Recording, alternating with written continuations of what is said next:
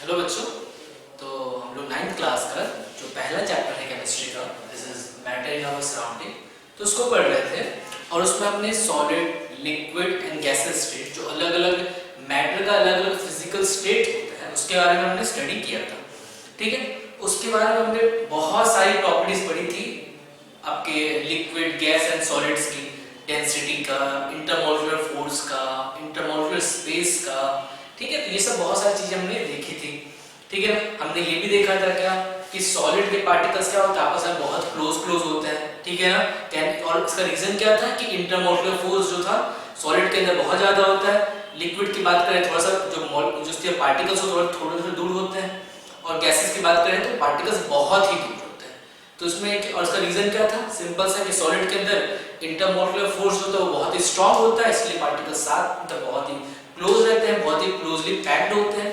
Liquids में क्या था कि इंटरमोलिकुलर फोर्स थोड़ा कम होता है, तो वो पार्टिकल थोड़े दूर दूर रहता है। और गैसेस में जो इंटरमोलिकुलर फोर्स था वो ऑलमोस्ट नेग्लिजिबल रहता है, इसलिए पार्टिकल्स के बीच में जो इंटरमोलिकुलर स्पेस होता है, दो पार्टिकल्स के बीच में जो स्पेस होता है वो काफी लार्ज होता है। ये सारी चीजें हमने देखी थी। अब जो बात करने वाले हैं, हम बात करने वाले हैं चौथे और फिफ्थ स्टेट की, जिसके बारे में बहुत कम बात की जाती है, लेकिन फिर भी हम लोग थोड़ी सी चर्चा करेंगे और फिर अपने डिस्कशन को आगे ले जाएंगे। तो जिसका फोर्थ स्टेट जो होता है मैटर का, वो होता है आपका प्लाज्मा। अभी ये नए नए मतलब इसके बारे में रिसर्च वगैरह हो रहा है, तो इसके बारे में बात करते हैं। तो ये होते क्या भाई, इसके बारे में बात करें प्लाज्मा क्या होता है, तो इट कंसिस्ट ऑफ या फिर दिस स्टेट ऑफ मैटर, ऐसा लिखते हैं कि this state of matter, this state of matter consists of very highly energetic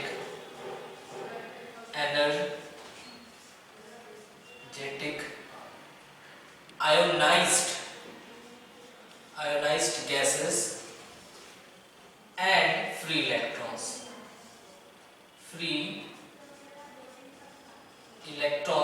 as its constituent particles। देखिए क्या कह रहा है भाई, कि बोल रहा है कि प्लाज्मा जो आपका फोर्थ स्टेट है मैटर का, वो बनता कैसे है, उसके कंस्टिट्यूएंट पार्टिकल्स क्या होते हैं। तो उसके कंस्टिट्यूएंट पार्टिकल्स होते हैं बहुत ही जबरदस्त तरीके से एनर्जी वाले, बहुत ही जबरदस्त एनर्जी वाले जो आयनाइज्ड गैस पार्टिकल्स होते हैं, आयनाइज्ड गैसेस होते हैं। और जो फ्री इलेक्ट्रॉन, दोनों की बहुत ही हाई एनर्जी वाले ऐसे जो सब्सटेंस होते हैं, ऐसे जो कंस्टिट्यूएंट पार्टिकल्स होते हैं, वो क्या होता है, प्लाज्मा को क्या बोलते हैं, प्लाज्मा को बनाते हैं। प्लाज्मा एक्चुअली उन्हीं से बना होता है, प्लाज्मा जो ये फोर्थ स्टेट है।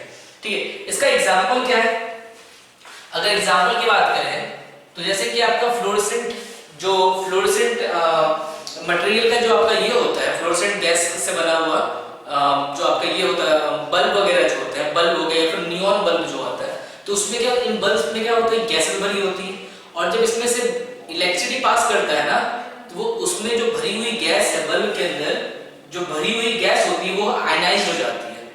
वो क्या होती है, आयनाइज हो जाती है और बहुत ही हाईली एनर्जेटिक हो जाती है। और उसके कारण जो बल्ब जो जलता है, तो उसका रीजन क्या है, वो गैसेस है। तो वो क्या एक्चुअली प्लाज्मा के कारण जलता है, क्योंकि वो गैस जो है एनर्जेटिक होने, क्योंकि इलेक्ट्रिसिटी जब उनको मिलता है तो एनर्जी उनकी मिलती है, और एनर्जी के कारण क्या होता है, वो आयनाइज हो जाते हैं। ठीक है ना, बहुत ही जबरदस्त अमाउंट की वो एनर्जी रहती है, और जिसके कारण क्या होता है, वो जो आपका बल्ब है वो ग्लो करने लगता है। तो बेसिकली मैं क्या कह सकता हूं कि फ्लोरोसेंट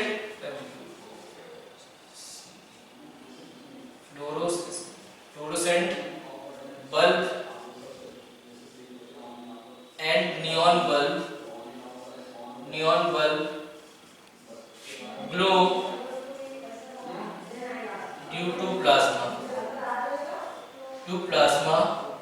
या due to presence of plasma, लिख दो, due to presence of plasma. तो प्लाज्मा के कारण ही क्या होता है, ये जलते हैं। एक और इसका एग्जांपल है, सिमिलरली क्या होता है, जो सन है या फिर स्टार्स वगैरह भी है ना, तो उनका भी सेम रीजन ही होता है। कि सन और स्टार्स भी हमें ग्लो करते हुए दिखाई देते हैं ना, तो होता क्या है कि उस वहाँ पे बहुत ही हाई टेम्परेचर रहता है, ठीक है ना। आपको पता है सन का टेम्परेचर बहुत हाई रहता है, सिमिलरली जितने भी स्टार्स हैं उनका भी टेम्परेचर वगैरह बहुत हाई रहता है। तो बहुत टेम्परेचर बहुत हाई होने के कारण क्या है कि जो वहाँ पर पड़ी हुई गैसेज है वो गैसेज आयनाइज हो जाती है और बहुत ही जबरदस्त तरीके से उनमें क्या होता है, एनर्जेटिक हो जाती है। साथ में इलेक्ट्रॉन्स वगैरह भी होते हैं वहाँ पे। आयनाइज होने के बाद क्या, तो इलेक्ट्रॉन्स उसमें निकलते हैं, वो इलेक्ट्रॉन्स के बाद में काफी एनर्जी होती है। तो इसीलिए क्या उस बहुत ही highly charged electron and highly charged जो गैसेस होते हैं आयनाइज्ड गैस, उसके कारण क्या है कि जो सन या जो स्टार कोई भी होता है हमें ग्लो करते हुए दिखाई देते हैं। तो वो भी क्या है, due to presence of plasma event. Sun and stars glow due to presence of plasma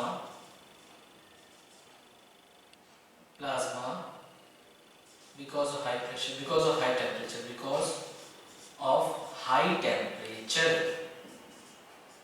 बहुत ही हाई टेम्परेचर होने के कारण क्या है कि वहां पे पड़ी जो गैसेस हैं वो क्या होती है, आयनाइज हो जाती हैं और बहुत जबरदस्त तरीके से एनर्जेटिक रहती हैं। और उसी कारण क्या है कि वो जो स्टार्स वगैरह वो हमें ग्लो करते हुए दिखाई देते हैं। एक तो ये हो गया। दूसरे स्टेट की बात करते हैं। दूसरा स्टेट जो होता है इसको बोलते हैं हम लोग बोस, इसका नाम जो होता है ये है बोस आइंस्टाइन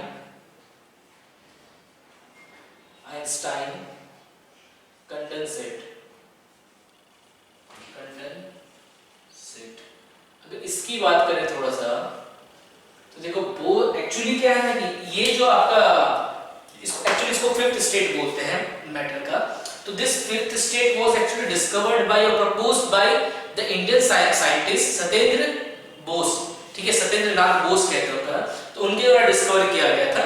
और फिर क्या था कि आइंस्टाइन को जब इन्होंने भेजा कि अपने जो फिफ्थ स्टेट था उसमें आइंस्टाइन के बहुत बड़े साइंटिस्ट थे, तो उस वक्त क्या उन्होंने अपना पेपर या फिर जो भी स्टेट्स ऑफ मैटर के बारे में जो रिसर्च किया था इस स्टेट के बारे में, तो उन्होंने आइंस्टाइन को भेजा। तो आइंस्टाइन ने उसका अप्रूव किया क्योंकि बहुत बड़े साइंटिस्ट थे। फिर जाके एक्चुअली क्या ये इसमें इसके नेम में एक आइंस्टाइन का भी वर्ड जुड़ गया, ठीक है, आइंस्टाइन का भी नाम जुड़ गया, तो इसलिए इसका नाम पड़ा Bose Einstein condensate. But mainly जो उसको वर्क किया गया था वो किसने वर्क किया था, अपने इंडियन साइंटिस्ट सत्येंद्र नाथ बोस ने। चलिए इस तरह थोड़ा लिख लेते हैं इस चीज को कि क्या है भाई, ये क्या है कि तो फिर इसको फिफ्थ स्टेट कहते हैं।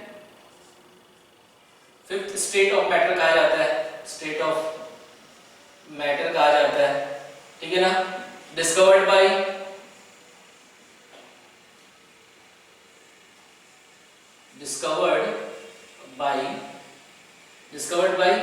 इंडियन साइंटिस्ट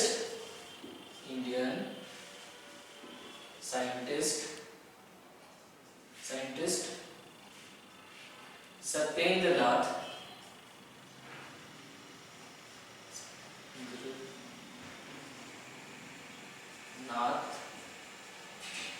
बोस, ठीक है। इसके बारे में बात करें तो बोस आइंस्टाइन कंडेंसेट होता है, तो ये और ये फिर बनता कब है, तो जब बहुत ही लाइट जो आपकी डेंसिटी वाली बहुत ही लो डेंसिटी वाली गैसेस को, जब बहुत ही लो डेंसिटी वाले गैसेस को बहुत ही लो टेम्परेचर पे कूल किया जाता है, तब ये स्टेट क्या होता है, ऑब्जर्व होता है, ठीक है। तो this state is observe, this state is observed when a very low density gas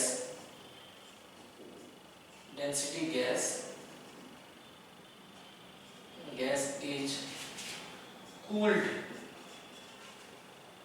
at very low temperature, ठीक है ना, तब जाके ये चीजें ऑब्जर्व होती है। चलिए ये वाली बात हमने कर ली। दो स्टेट इनका बहुत ज्यादा ऊपर नहीं पढ़ना, बस हल्का फुल्का इंफॉर्मेशन रखना है, ठीक है, ये वाली बात हो गई। अब बात करते हैं थोड़ा सा टेम्परेचर का, यहां तक है, बात करते हैं थोड़ा टेम्परेचर की बात करते हैं। यहाँ स्टेट जो था वो हमारा फिनिश हो गया। अब बात करते हैं एक चीज है, वो है टेम्परेचर। टेम्परेचर क्या होता है भाई,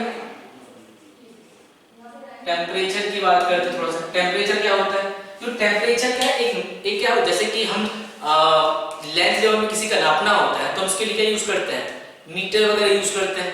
मतलब किसी डिस्टेंस को नापना तो लेंथ वगैरह यूज करते हैं, ठीक है। लेंथ में मीटर वगैरह, सेंटीमीटर, किलोमीटर, इस तरह की चीज यूज करते हैं। तो वैसे ही क्या होता है कि किसी बॉडी कितना कूल है या मतलब कितना कोल्ड है या कितना हॉट है, उस चीज को नापने के लिए हम लोग एक फिजिकल क्वांटिटी यूज करते हैं, टेम्परेचर करके, ठीक है ना। तो टेम्परेचर क्या है? फिजिकल क्वांटिटी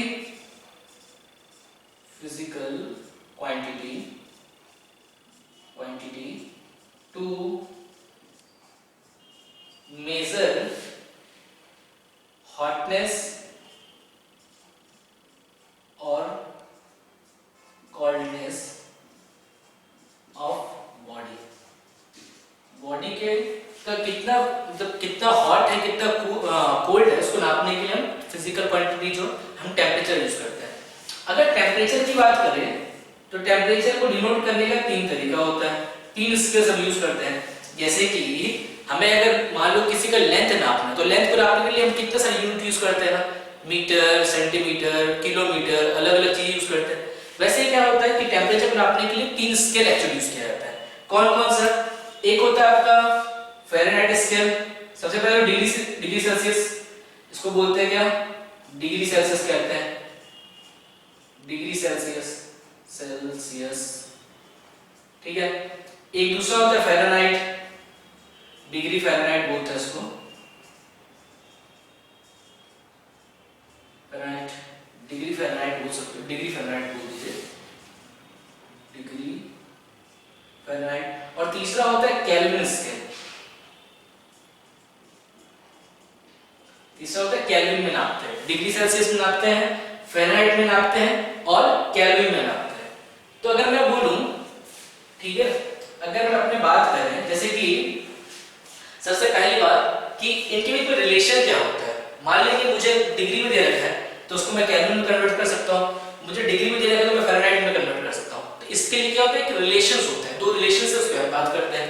तो पहला रिलेशन क्या है कि अगर आपको मान लीजिए कि केल्विन में टेम्परेचर निकालना है, पहला रिलेशन की बात करते हैं कि हमें केल्विन में टेम्परेचर निकालना है, हमें डिग्री सेल्सियस में दे रखा है और हमें केल्विन में टेम्परेचर निकालना है। तो क्या करेंगे कि जितना डिग्री सेल्सियस में टेम्परेचर दे रखा है उसमें 273 ऐड कर देंगे, तो उससे मेरा केल्विन में टेम्परेचर निकल जाएगा, ठीक है। इस पे कुछ एक क्वेश्चंस करेंगे तो और क्लियर होगा। बट ये रिलेशन होता है केल्विन और सेल्सियस डिग्री बीच में, डिग्री सेल्सियस के बीच में, ठीक है ना। अच्छा वैसे ही क्या है, जैसे kelvin equal to degree Celsius plus 273, तो मान लीजिए मुझे डिग्री सेल्सियस में टेम्परेचर निकालना है, सपोज कीजिए मुझे केल्विन में टेम्परेचर दे रखा है, अब बोल रहा है कि मुझे डिग्री सेल्सियस में उसको कन्वर्ट करना है, तो उसके लिए क्या हो जाएगा, सिंपल है कि degree Celsius equal to kelvin minus 273, तो ये भी हो सकता है, ठीक है। मेनली तो आपको ये ध्यान में रखना है, अगर आप एक भी अगर पता है ये फॉर्मूला तो आराम से उसमें कन्वर्ट कर सकते हैं, कोई बहुत बड़ी बात नहीं है। दूसरा जो एक होता है, दूसरा जो एक और फॉर्मूला है इसको कन्वर्ट करने का, वो क्या होता है, वो होता है आपका फ़ारेनहाइट इक्वल टू होता है आपका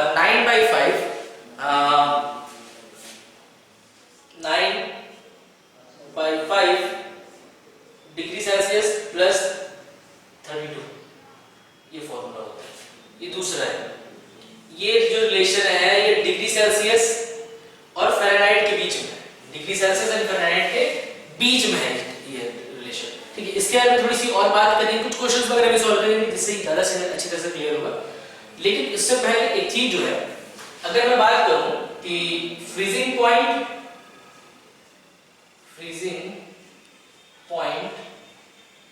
एंड बॉइलिंग पॉइंट की बात करूं वाटर के, बॉइलिंग पॉइंट ऑफ वाटर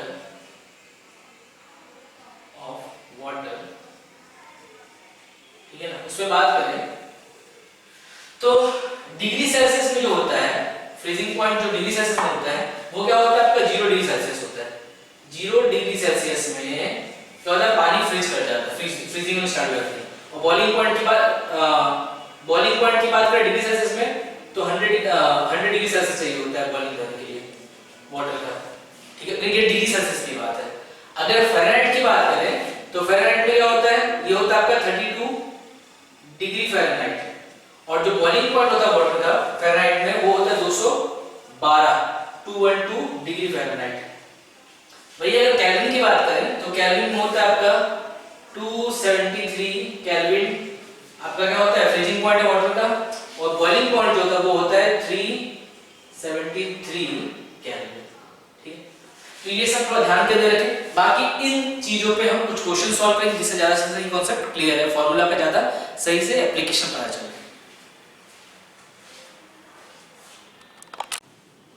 तो जो फॉर्मूला बताया था मैंने आपको डिग्री सेल्सियस, फ़ारेनहाइट और केल्विन वगैरह में कन्वर्ट करने का, तो उसके बेसिस पे कुछ क्वेश्चन देखते हैं ताकि इस फॉर्मूला का एप्लीकेशन प्रॉपर्ली हमें समझ में आए।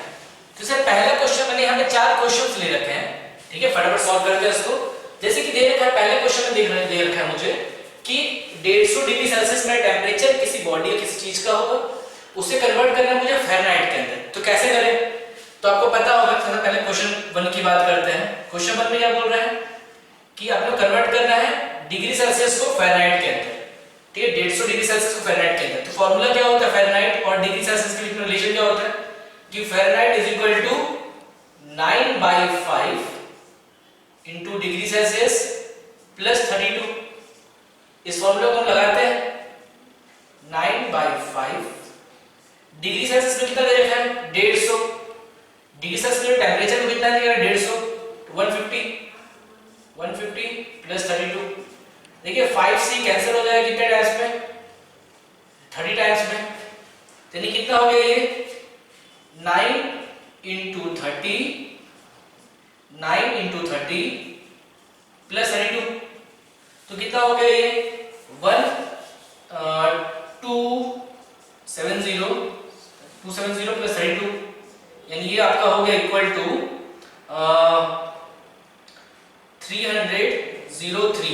302 फ़ारेनहाइट। तो आपका फ़ारेनहाइट में ऐसा टेम्परेचर आपने निकाल दिया।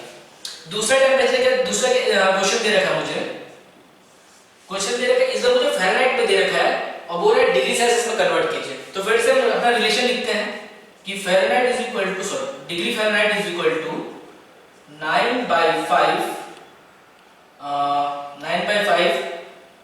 Into degree Celsius plus 32।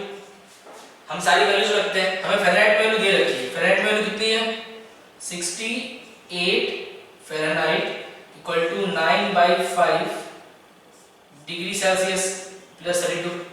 देखिए 32 इस साइड में प्लस में है, इसको इस साइड ले आते हैं, ठीक है ना, लेफ्ट में है सॉरी राइट साइड में, इसको लेफ्ट में लेके आएंगे तो क्या साइन पलट जाता है, ठीक है ना, एडिशन का साइन पलट जाएगा, तो हो जाएगा 68 माइनस 32 हो जाएगा इज इक्वल टू इस साइड जो है वो ऐसा वैसा रहेगा 9/5 डिग्री सेल्सियस। इसको माइनस करेंगे, इसको सॉल्व करते हैं थोड़ा सा यहाँ पे, इसको जब सॉल्व करेंगे तो आ जाएगा कितना 8 में से 2 गया तो 6, 8 में से 2 गया 6 एंड यहाँ पे है आपका 3 में से 6 में से 3 गया तो 3 इक्वल टू 9/5 डिग्री सेल्सियस।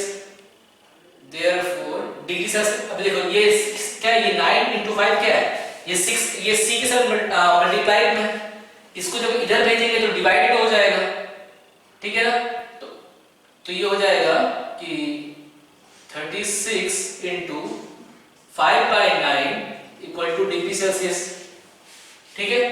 तो 9 4 जा 36 होता है, तो यानी 4 5 जा 20, यानी डिग्री सेल्सियस में जो टेम्परेचर है इसका वो कितना है 20 डिग्री सेल्सियस, ठीक है। तो 20 डिग्री सेल्सियस इस तरह से हमने निकाल लिया। क्वेश्चन नंबर 3 पे आते हैं, क्वेश्चन नंबर 3 पे आते हैं।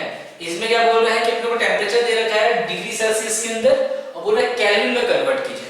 तो केल्विन में अपने को पता है फॉर्मूला क्या होता है, kelvin is equal to degree Celsius plus 273, ये हमारा फॉर्मूला होता है, ठीक है ना, यही तो फॉर्मूला होता है। तो रखते हैं डिग्री सेल्सियस में हमें दे ही रखा है फॉर्मूला में, केल्विन में हमें निकालना है और डिग्री सेल्सियस में हमें दे रखा है 318, तो 318 प्लस उसमें 273 ऐड कर देना है, तो कितना हो जाएगा ये 8 प्लस 3 आपका 11, 7 प्लस 1 8 प्लस 1 9 और 3 प्लस 2 5, यानी हो जाएगा 591 केल्विन टेम्परेचर।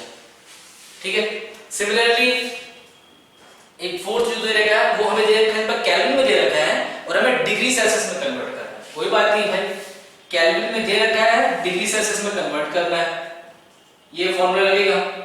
केल्विन में दे रखा है ना, केल्विन में कितना दे रखा है 573 केल्विन दे रखा है, इसको डिग्री सेल्सियस में कन्वर्ट करना है। ठीक है, तो एक काम कीजिए, ये जो 273 इधर एडिशन में है उसको लेफ्ट साइड ले आइए, क्या हो जाएगा आपका 573 minus 273 equal to degree Celsius.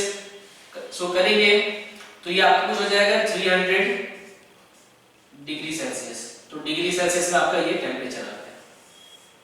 ठीक है, ऐसा तो छोड़ दे 300 डिग्री सेल्सियस, तो ये आपका डिग्री सेल्सियस में आपने टेम्परेचर कन्वर्ट कर लिया। तो इस तरीके से क्वेश्चंस वगैरह को सॉल्व करना होता है। ठीक है, आगे बात करते हैं थोड़ा सा चेंजिंग ऑफ स्टेट के बारे में। चेंजिंग ऑफ स्टेट के बारे में थोड़ी बात करते हैं। चेंजिंग ऑफ स्टेट के बारे में थोड़ी बात करते हैं। चेंजिंग ऑफ स्टेट का मतलब क्या है कि मान लीजिए कोई आपके पास लिक्विड स्टेट में वाटर जैसे, अगर मैं वाटर की सिंपली बात करूं तो वाटर को आपको पता है कि वाटर को अगर कूल करते हैं, ठंडा करते हैं, फ्रीज वगैरह में रख देते हैं तो क्या वो आइस में कन्वर्ट हो जाता है। यानी वाटर जो पहले लिक्विड स्टेट में था वो सॉलिड स्टेट में चला गया। एट द सेम टाइम पे अगर हम चाहें कि जो लिक्विड है वाटर को थोड़ा गर्म करें तो वाटर वेपराइज हो जाता है। ठीक है, और वेपराइज होकर क्या होता है आपके गैस स्टेट में चला जाता है, उसकी वाटर की वेपर्स बनने लगते हैं। कहने का मतलब ये है कि हम कुछ चीजें करके, चाहे टेम्परेचर वगैरह को चेंज करके या किसी भी तरीके से, ठीक है, हम क्या कर सकते हैं, किसी मैटर के स्टेट्स को हम चेंज कर सकते हैं। ठीक है, सॉलिड में तो लिक्विड में कन्वर्ट कर देंगे, लिक्विड में तो गैस में कन्वर्ट कर देंगे, गैस में तो सॉलिड में कन्वर्ट कर देंगे, कुछ ना कुछ इस तरह से इंटर कन्वर्जन हम कर सकते हैं। तो इसी के बारे में हम पढ़ने वाले हैं चेंज ऑफ स्टेट में। ठीक है, तो चेंज ऑफ स्टेट को कैसे कर सकते हैं, जैसे मैं लिखूंगा अगर यहां पे कि states of matter can be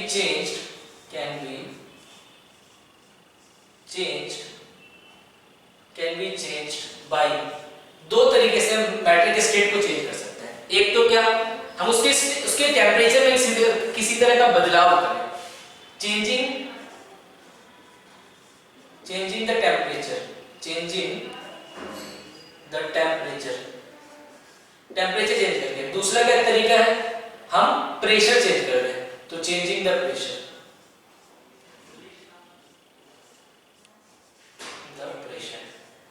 तो प्रेशर और टेम्परेचर ये दो चीज करके हम क्या कर सकते हैं, किसी भी मैटर के स्टेट को हम चेंज कर सकते हैं। ठीक है, तो ये दो के कारण, ये दो में चेंज करके हम स्टेट्स ऑफ मैटर कन्वर्ट, मतलब मैटर के स्टेट्स को चेंज कर सकते हैं। तो सबसे पहली बात करते हैं जो मैटर के स्टेट में चेंज की। तो सबसे पहली बात जो करने वाले हैं वो हम बात करने वाले हैं मेल्टिंग की।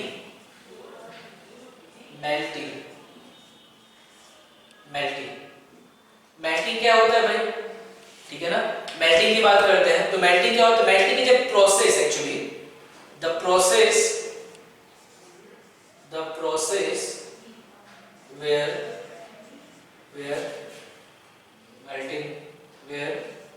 solid is converted into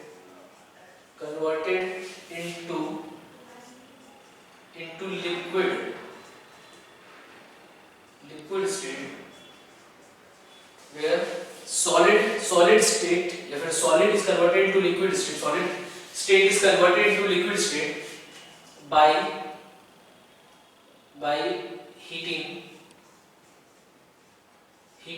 heat करके, ठीक है ना, हीट करके, ठीक है ना, तो उसी को हम क्या बोलते हैं, मेल्टिंग पॉइंट कहते हैं, मेल्टिंग कहते हैं। The process where solid is converted into heat by heating is called melting. इस प्रोसेस को क्या कहते हैं, मेल्टिंग कहते हैं। जहां पे सॉलिड के किसमें कन्वर्ट होता है, लिक्विड के अंदर, सॉलिड स्टेट जो है वो लिक्विड के अंदर कन्वर्ट हो जाता है।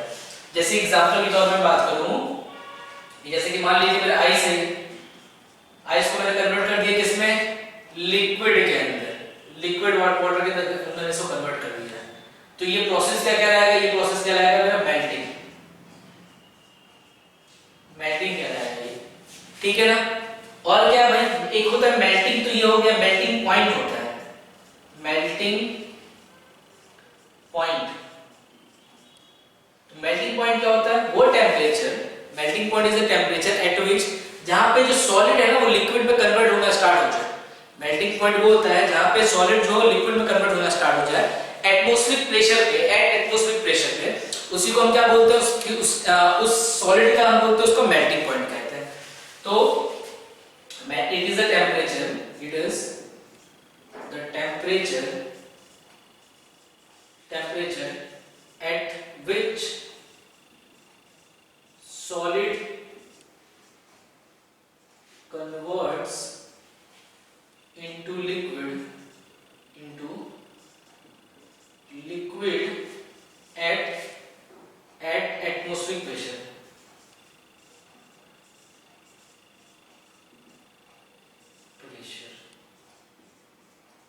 क्या कह रहा है कि मेल्टिंग पॉइंट क्या होता है, मेल्टिंग पॉइंट टेम्परेचर होता है।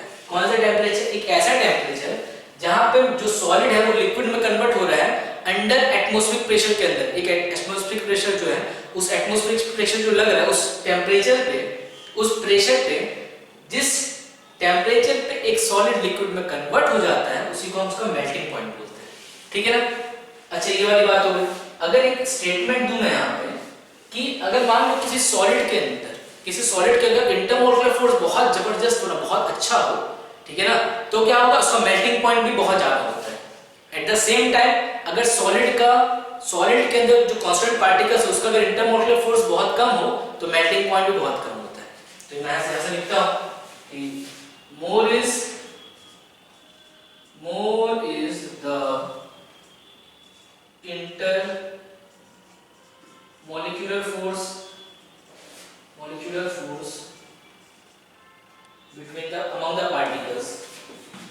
among the particles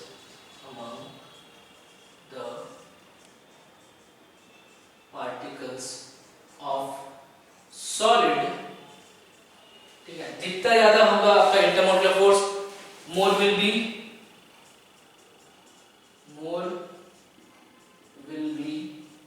its melting point,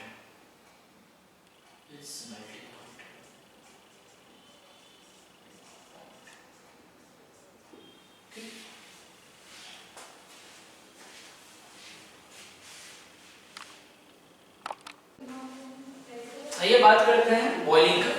पहले मेल्टिंग की बात कर ली, अब बात करते हैं दूसरा पॉइंट जो है, हम बात करने वाले हैं बॉइलिंग का। बॉइलिंग, और इसको हम एक और वर्ड कहते हैं वेपराइजेशन भी कहते हैं,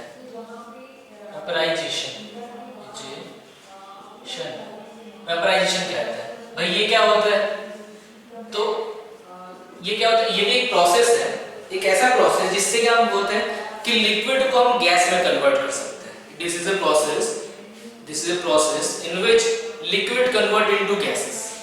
तो बॉइलिंग या वेपराइजेशन क्या होता है, this is a process in which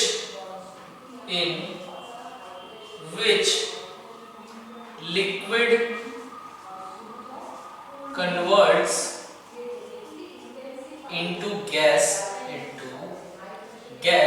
on heating, करने पे, on heating, इसी को हम क्या बोलते हैं, अपना बॉइलिंग बोलते हैं। बॉइलिंग में बोलते हैं, वेपराइजेशन बोलते हैं, ठीक है ना। अगर मैं बॉइलिंग की बात करूं ना, तो बॉइलिंग एक तो अच्छा, एक बॉइलिंग हो गया, दूसरा होता है बॉइलिंग पॉइंट। एक होता है आपका, जैसे कि मेल्टिंग में मेल्टिंग पॉइंट था, वैसे क्या होता है बॉइलिंग के लिए एक होता है बॉइलिंग पॉइंट होता है।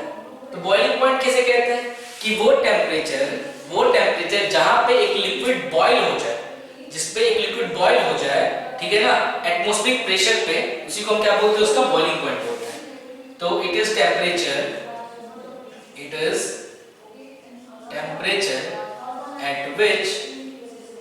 at which liquid boils, liquid boils under atmospheric pressure या एट एटमॉस्फेरिक प्रेशर कहता हूं, एट एटमॉस्फेरिक प्रेशर, इसी को हम क्या बोलते हैं, बॉइलिंग पॉइंट बोलते हैं किसी भी लिक्विड का। अगर एक बात ध्यान रखने वाली बात है, क्या भाई, एक पॉइंट है कि अगर मान लो कि अगर आपने एटमॉस्फेरिक प्रेशर को चेंज कर दिया ना, एक्चुअली क्या जैसे कि लिक्विड की बात करें, अगर मैं लिक्विड बोलता हूं, अगर वाटर की बात करूं तो वाटर का बॉइलिंग पॉइंट कितना होता है, 100 डिग्री सेल्सियस होता है, ठीक है ना। लेकिन क्या है कि अगर मैं, और 100 डिग्री सेल्सियस कब होता है, वाटर का जो बॉइलिंग पॉइंट होता है, मैं अगर बात करूं कि बॉइलिंग बीपीटी में बोल रहा हूं, बॉइलिंग पॉइंट ऑफ वाटर जो होता है वो कितना होता है, वो होता है आपका 100 डिग्री सेल्सियस, 100 डिग्री सेल्सियस। लेकिन ये 100 डिग्री सेल्सियस कब होता है, एट 1 atm प्रेशर पे, 1 atm atmospheric pressure, atmospheric pressure. जब एटमॉस्फेरिक प्रेशर 1 atm होता है ना, तब वाटर का जो है, वाटर का जो बॉइलिंग पॉइंट है वो आपको 100 डिग्री सेल्सियस होता है। अगर मैं इस एटमॉस्फेरिक प्रेशर को कम या ज्यादा करूं ना, बढ़ा दूं या कम कर दूं, उस केस में आपका बॉइलिंग पॉइंट जो है वो भी कम या ज्यादा हो जाएगा। वाटर का जो बॉइलिंग पॉइंट है कम या ज्यादा हो जाएगा, या फिर किसी भी लिक्विड का बॉइलिंग पॉइंट जो है वो प्रेशर पे डिपेंड करता है। जितना उसका अगर बॉइलिंग प्रेशर ज्यादा होगा, एटमॉस्फेरिक प्रेशर ज्यादा, तो उस केस में क्या होता है, बॉइलिंग पॉइंट भी ज्यादा होगा, और अगर एटमॉस्फेरिक प्रेशर कम होगा तो बॉइलिंग पॉइंट भी क्या होता है, कम होता है, ठीक है। तो बात करते हैं, यहाँ पे एक चीज लिख लेते हैं कि more is the atmospheric pressure,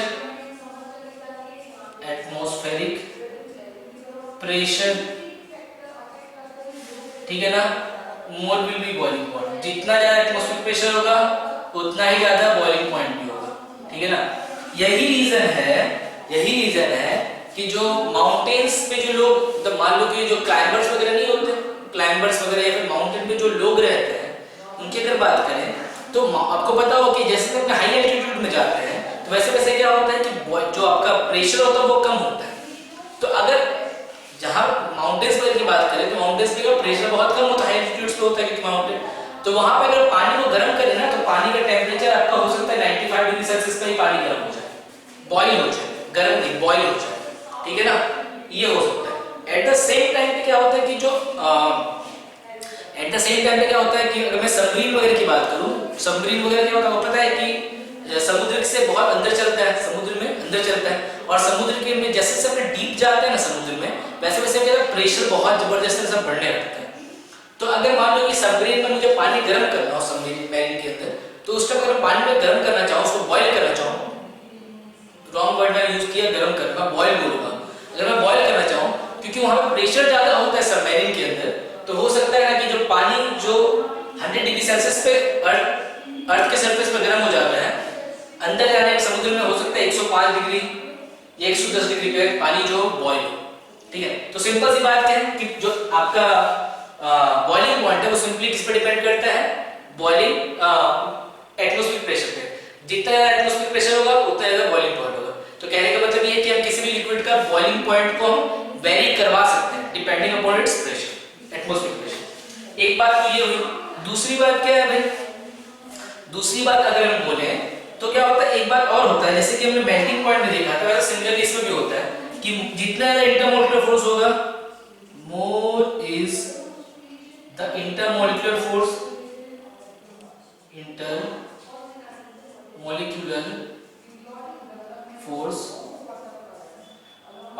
जो लिक्विड के पार्टिकल्स है में जितने ज्यादा इंटरमोलिकुलर फोर्स होगा ना, उतना ही ज्यादा उसका बॉइलिंग पॉइंट भी होगा। More will be boiling point, more is the boiling point, उतना ज्यादा बॉइलिंग पॉइंट भी होगा उस लिक्विड का, ठीक है ना। ये वाली बात हमें समझ में आ गई, ठीक है। अच्छा, जैसे कि सपोज करो, इसको मैं एग्जांपल समझाता हूं। जैसे बात करते हैं, मान लीजिए सपोज करते हैं एक लिक्विड ए है, और एक लिक्विड बी है, ठीक है ना। लिक्विड ए की खासियत क्या है कि इसमें इंटरमोलिकुलर फोर्स ज्यादा है।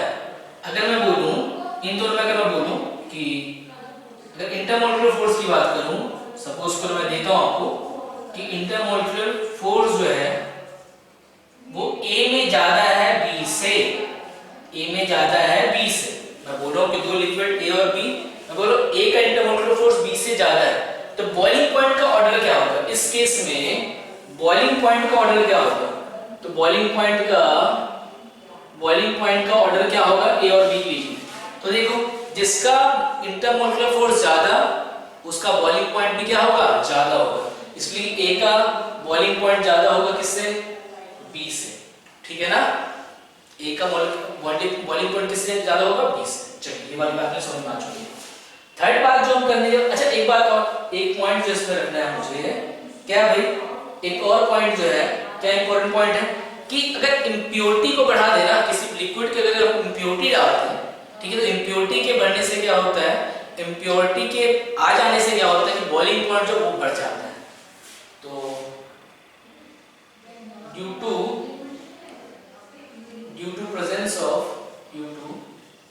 presence of impurity boiling point increases।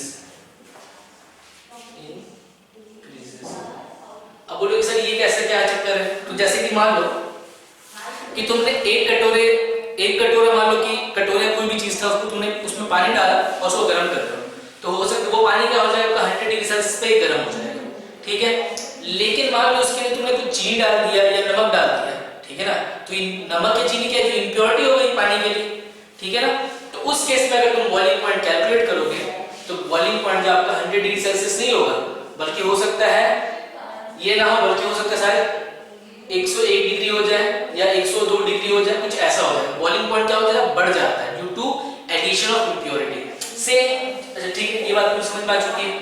आगे बात करते हैं। दूसरा जो होता है आपका तीसरा जो होता है वो क्या होता है आपका, कंडेंसेशन होता है। कंडेंसेशन क्या होता है भाई? तो ये क्या है, इट इज अ प्रोसेस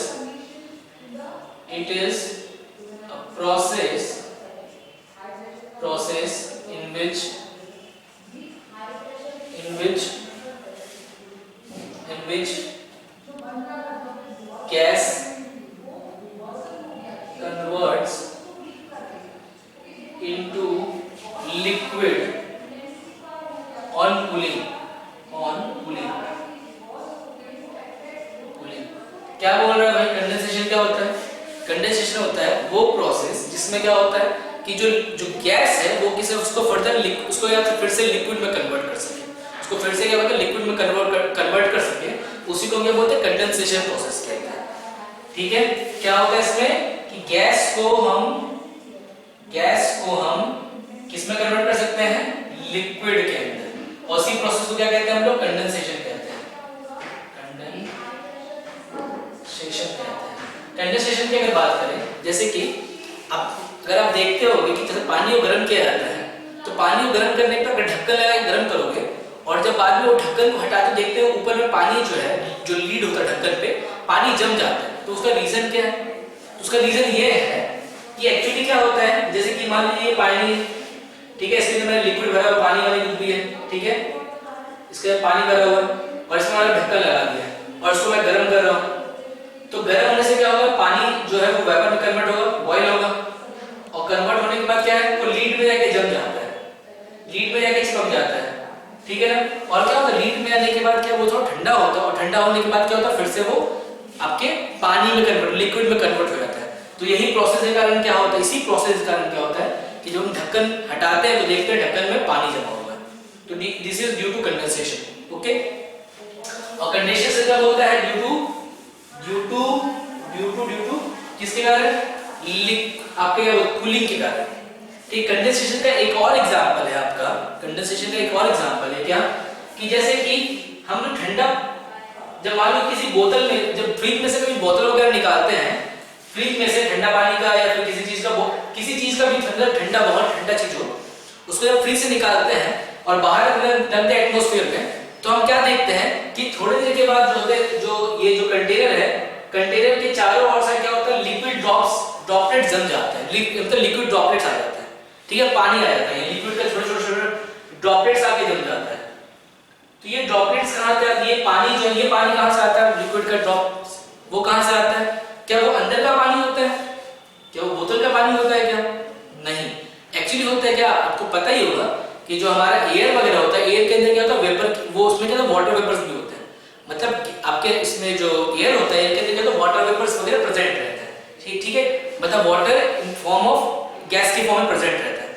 तो वही क्या होता है कि वही जो एयर है, जब ये जो बोतल है, इस बोतल के कोल्ड सरफेस के कांटेक्ट में आता है, तो वो क्या होता है, जो गैसेस फॉर्म में जो वाटर है, ठीक है ना, वाटर वेपर जो है, वाटर के वेपर्स जो है, वो क्या होते हैं, वो ठंडे होते हैं, कूल होते हैं, और कूल होने के कारण क्या है, उनमें कंडेंसेशन होती है, और कंडेंसेशन होने से क्या होता है, वो जो गैसेस स्टेट में वाटर है, वाटर वेपर जो होते हैं, वो लिक्विड स्टेट में आ जाते हैं, और यहाँ पे आके चारों ओर जम जाते हैं। तो दिस इज द रीजन जिसके कारण क्या होता है कि जो कोल्ड फ्रिज से निकाले जो बोतल्स वगैरह होते हैं, उनके चारों ओर क्या होता है, वाटर ड्रॉपलेट जम जाते हैं, ठीक है। अच्छा, ये वाली बात होगा गैसेस में कन्वर्ट होता है। और अगर बात करें तो कंडेंसेशन क्या होता है, it is reverse process, it is reverse of, देखो क्या हो रहा है कि लिक्विड्स गैस से लिक्विड में कन्वर्ट हो रहा है, तो इट इज रिवर्स ऑफ आपका किसका, वेपराइजेशन का, it is reverse of vaporisation का ये रिवर्स प्रोसेस होता है, ठीक है। और बातें करते हैं थोड़ी सी,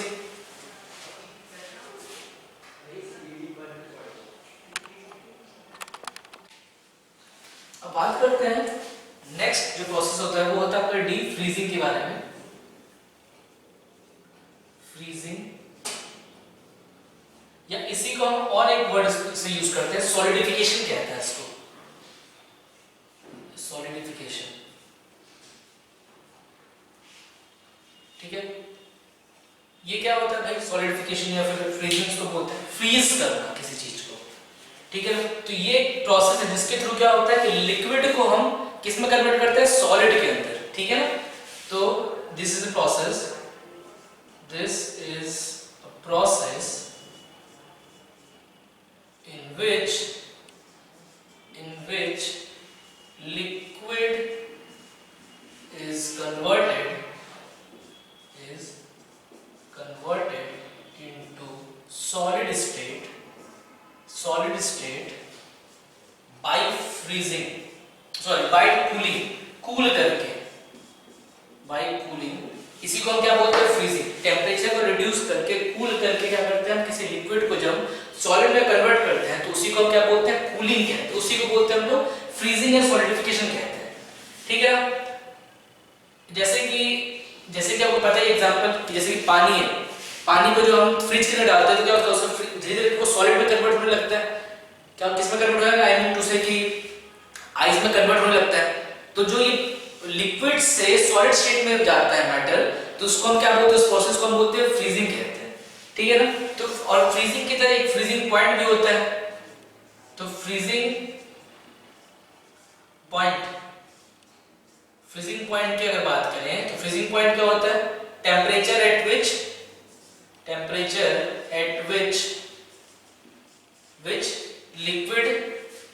which a liquid solidifies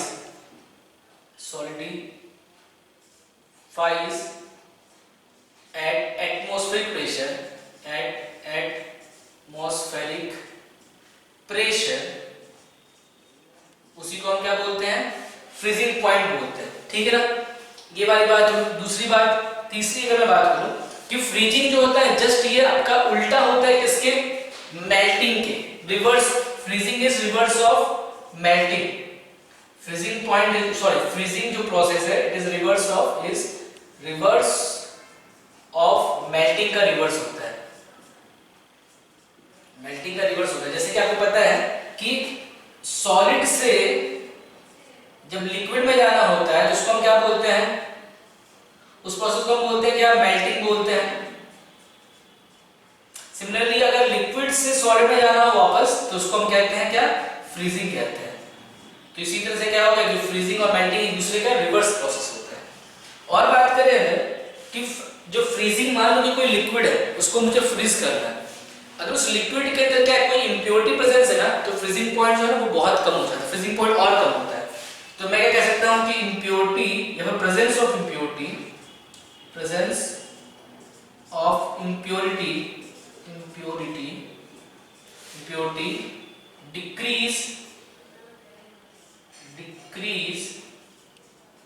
decrease the freezing point, freezing point जो होता है वो डिक्रीज हो जाता है ड्यू टू प्रेजेंस ऑफ क्या, आपके ये इम्प्योरिटी के प्रेजेंस होने से। तो ये तो बात हो गई फ्रीजिंग की। एक फिफ्थ प्रोसेस होती है, आपकी ई की बात करूं, एक होता है आपका क्या, sublimation.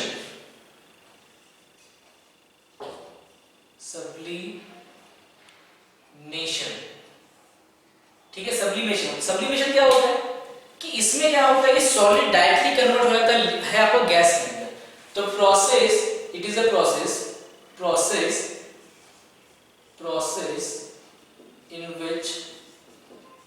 in which solid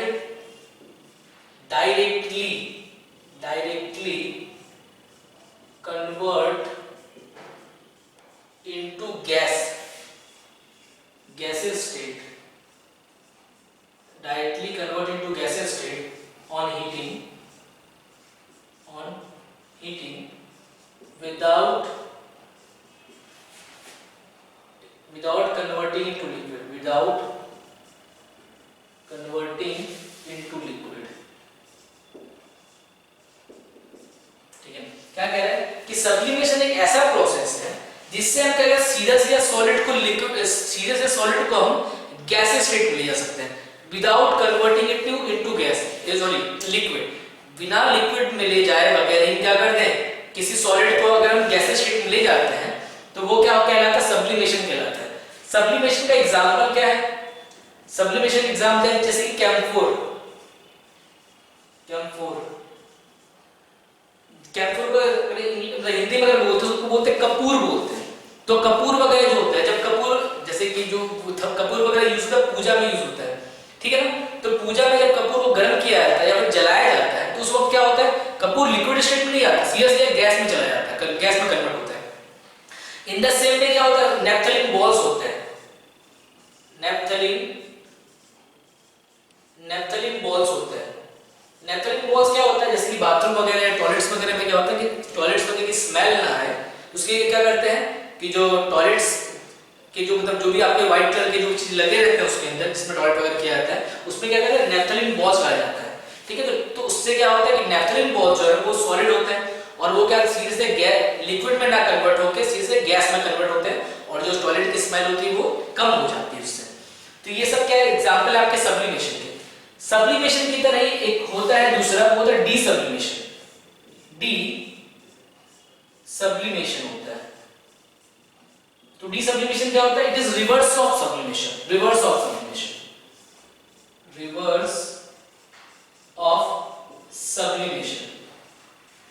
sublimation का रिवर्स होता है, इसको हम बोलते हैं डीसब्लिमेशन।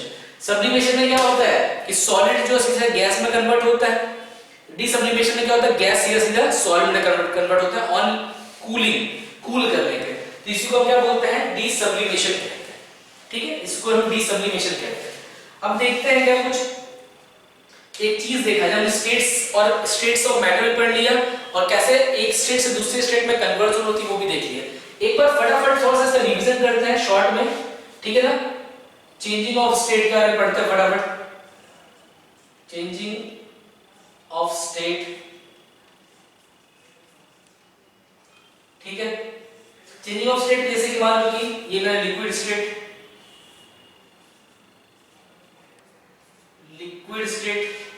ये है मेरा सॉलिड स्टेट और ये मेरा मान लो कि गैसियस स्टेट है, गैसियस, ठीक है ना।